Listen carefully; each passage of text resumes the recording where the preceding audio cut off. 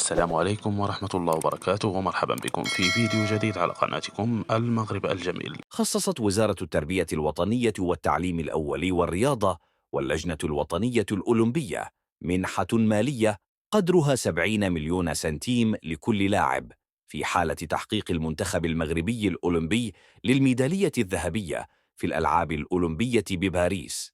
وتحرص اللجنة الوطنية الأولمبية على تشجيع عناصر المنتخب المغربي لتقديم مستويات قوية في الأولمبياد والذهاب إلى أبعد نقطة ممكنة، وهي المربع الذهبي.